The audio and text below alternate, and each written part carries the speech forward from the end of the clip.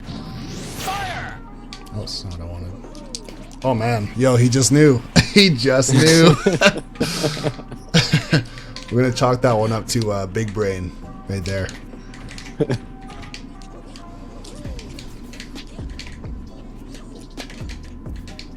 So yeah, in that situation, how I'm recovering high, you want to, like I said, try and react your best to that.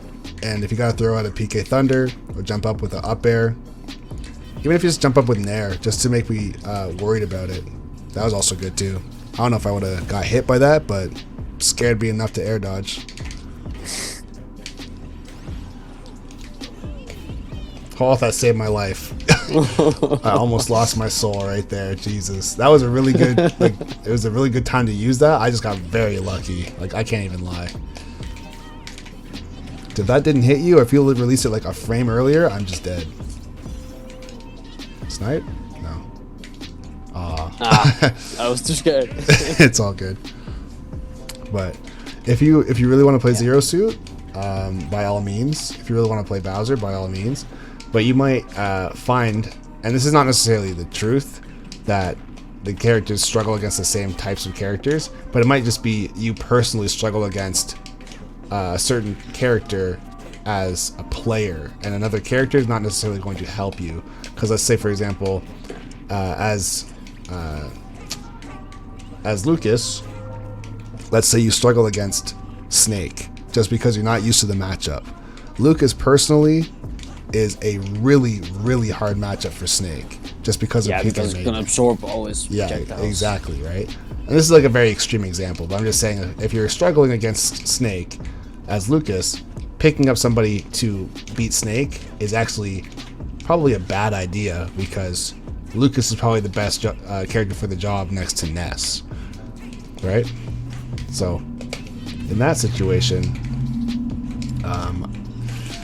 I'd say stick with Lucas. But if you find somebody who's like, you know what, or you just want to like mix up your style so you can try and throw off an opponent, and that's the thing too, is she's just so fast, and her initial dash is very far, so you might find yourself playing very sloppy just because she's playing out of control, you know? Yeah.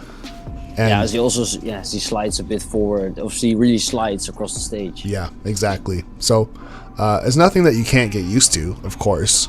You can just practice it and get better with her. But I would say first, I'd probably stick with the Lucas. I'd try competing with Lucas and just see how it goes. Do you have any tips for me?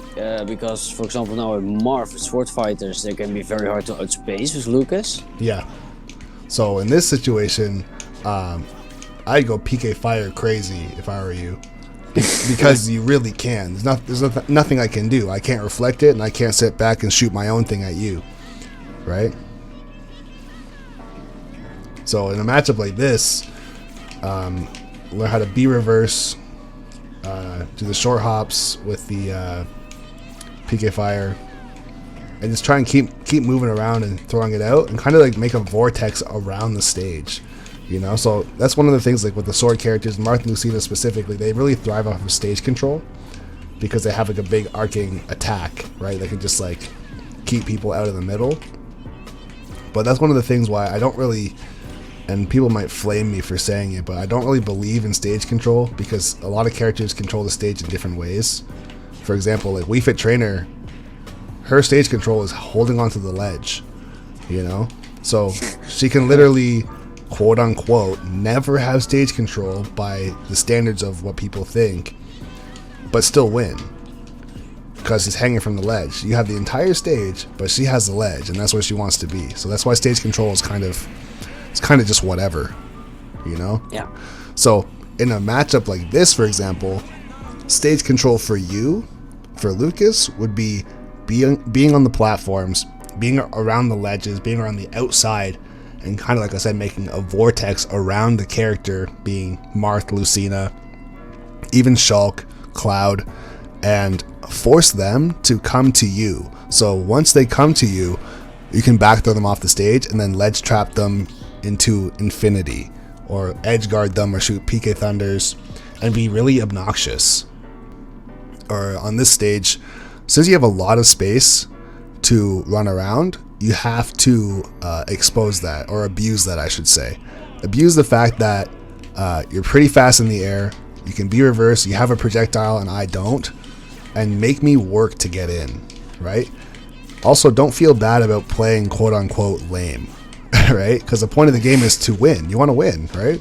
Yeah, so that's true. If you're trying to win, it's not, you don't have to really care about my feelings at all. Just win. A lot of people get caught up in that, where it's like, oh, I don't want to play a top tier character because people are going to call me a tier whore, or I don't want to spam because people are going to call me a spammer. It's like, you don't get a special gold medal for winning in a honest way. If you win, you win. If you lose, you lose, right? So yeah, it's one of those things, like, since you can get kills with your specials, try and keep your distance if you can, right? If you don't have to get close, then don't. Like, once again, like, make me work to get in. Yeah, that's exactly what you want to do.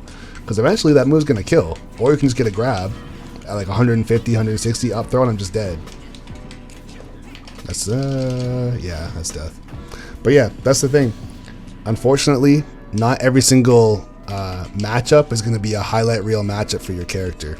You just have to play based on how your opponent is allowing you to. Right?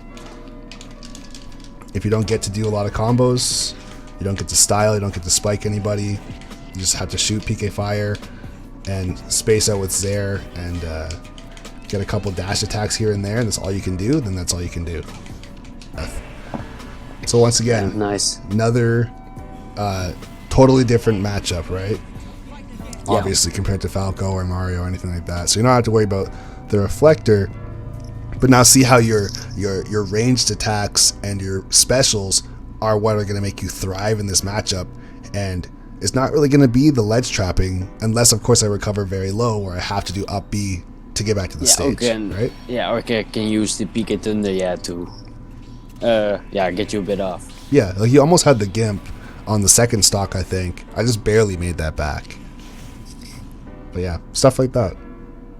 And of course, the more you play the game, a lot of this stuff is just going to become very second nature, and you're just going to just feel like you don't really know what you're doing. You're just doing the right things, but it's been so ingrained in your head as to what is the right things. You kind of just autopilot and you just know. Oh, I went way too deep. Just dead, bro. Jeez. I wanted to go for the instant dare, but I hesitated. And it was just all too late. Oh, I can't crouch that.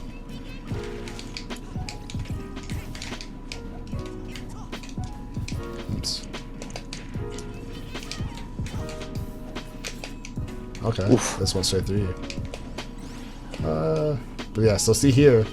So yeah, you had the right idea, because like see how I had to use my air dodge to get back. But I didn't space it properly. Yeah, but you still you got the idea though. So it's like at least it's registering that's a recognizable situation for you now, right? It's like, okay, he uses air dodge, and you didn't go for the down smash, you didn't go for PK Fire, you didn't jump off stage. Like you went for the optimal thing. It just didn't work out, which is okay. That was close, but still, nice. see how close that game ended up being. Yeah, like the game itself, I think it was about 4 minutes, and I was at 109% on my last stock as well. So once you started to adapt more and honestly throw out more PK Fires, it's quote unquote annoying for the sword player, but too bad. Like if that's what you have to do to win, that's what you got to do to win, right?